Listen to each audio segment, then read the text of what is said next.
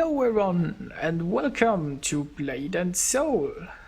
Today we're going to take a look at the 7th floor of Mushin's tower. Now I already defeated the boss, I will show the battle afterwards. I thought it might be a good idea to start this off with maybe the skills that I use and the equipment. Now when I first did this dungeon I had a little bit worse equipment, and now my weapon is pretty good. I had this on my first try. I think ring necklace and so they're pretty standard. Got a siren belt and I've got the siren bracelet. By now I'm using the soul shield that you get here in Mushin's tower. When I've done this the first time I was still using the Moonwater dueling soul shield that you can get by farming faction insignias in Misty Woods. Now I can show off also this coin exchange merchant. He spawns on the 7th floor after you've defeated the boss. Here you can buy for 30 tokens the exact soul shield pieces you want. So save your tokens, don't buy you can buy a random box, random soul shield, I think at the bottom of the tower, but after you've cleared this floor you can get exactly the piece you want. Also they drop quite frequently, so after a few tower runs you probably have a nice little soul shield set if that's what you want. I've modded crit on my soul shield. I have done the same thing with the Moonwater dueling one, which I used at the first try of this. Now let's take a look at the skills that also, I might add at this point that I'm not like a really great summoner or anything. I'm not an expert at this game. There are still a lot of things that I might be doing wrong and that I don't understand. But it worked for me, and I will show you how I defeated this boss, and if I can do it, then I guess you can also. Obviously I have to mention that gear is important to a degree. This boss can enrage if it takes you too long. I think all bosses here can enrage if you take too long, so you need a certain amount of damage. Let's take a look at the skills. First here, the Briar Patch of Flying Nettles. I went down this first path, it's just some nice decent damage. Rose Thorn. It says here increases attack speed and increases ranged attack speed. What the internet tells me, it increases the attack speed and the projectile speed. But yeah, it recovers 1 additional focus upon critical hit, and I'm usually pretty focus staffed, so more focus, yay. I'm spamming the left click a lot anyway, together with the right click, so. And here, Sunflower is probably pretty typical. It's generally very good because it's an AoE, and in this dungeon there might come in handy, especially in the 3rd floor. But anyway, nothing special here.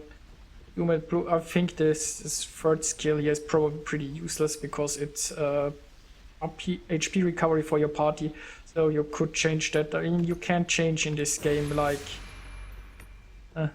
at any point of time. You can just respec any way you want, so feel free to try out what works for you. If you get defeated here in the dungeon, you just respawn outside of the boss area and you can try again. Also keep in mind that there is no fire to repair your weapon inside here, so either you make sure you have a weapon in good state before you enter this dungeon or bring field repair tools. Anyway, let's continue down here the skill path. You can ski. I mean, I tried around with lunge here. It doesn't really help you in this dungeon, I think. This pounce is really helpful. You can pin down this boss. So I went down this path because it decreases his defense and it knocks him down again after 10 seconds, which is pretty great. So grasping roots.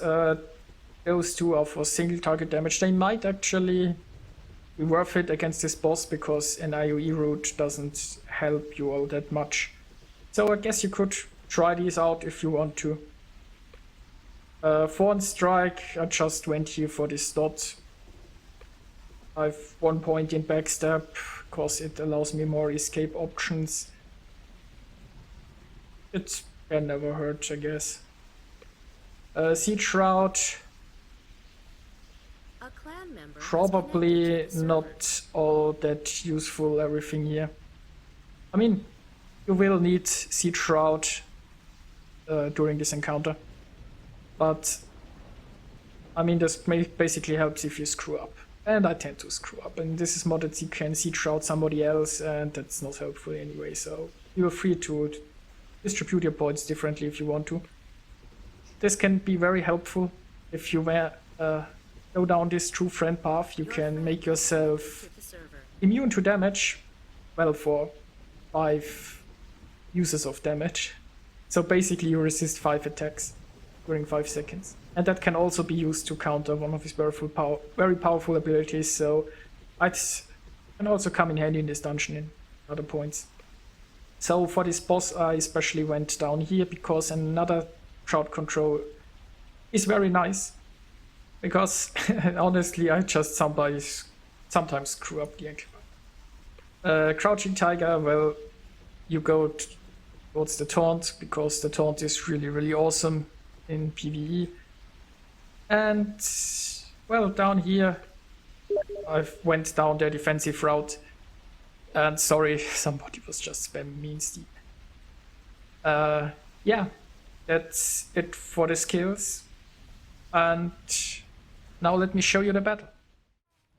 Now, here we go to the fight. I engage with my cat and then I immediately taunt because I want him to hit my cat. Now, the taunt isn't long enough to permanently taunt him, so after the taunt I knock down him and I grapple him with my cat. When the grapple is over, I'm taunting again. And yeah, he might hit you a little bit sometimes, but shouldn't be too bad. You might always have some healing potions with you anyway. Things go bad. Now the freeze on the ground, don't mind too much. It roots you to the place, so you might want to make sure that you still have a line of fire, because your sunflower is a line shot basically. And yeah, what you want to do is you want to taunt him, then knock down him, after the knockdown taunt him again, knock down him again, and so on. If you screw up your knockdown, you can use the hammer of the cat to daze him if you skilled that, and you can also grapple him when he's dazed, so have a little bit more safety. And at a certain point you will start stronger attacks that are a bit more problematic. Also keep in mind you can eat buff food, like there are dumplings dropping... Oh no, now here we are. When he prepares this attack, all you need to do is press 4, which counters. I mean, don't press 4 too fast, cause you know it only lasts for like 2 seconds. So you need to have the counter active once he hits. Now here we see it again, he prepares his attack, now I press counter and yeah, I'm safe. If this attack hits you, you might be pretty much doomed. Sometimes you can save yourself if your cat can knock down him at some point during the attack, but yeah, you pretty much don't want to get hit by this. Also, yeah, keep in mind there is buff food dropping in this tower that you can also use. Now here's the attack again. Now this time I counter with X just to show that it works as well if you have skilled it that way. And yeah, there you go. That's the boss.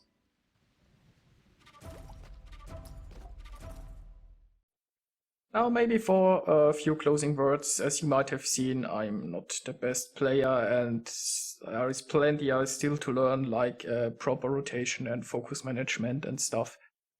There is lots of things to improve for me. Also, you might just tweak the build a little bit and yeah, try around, experiment.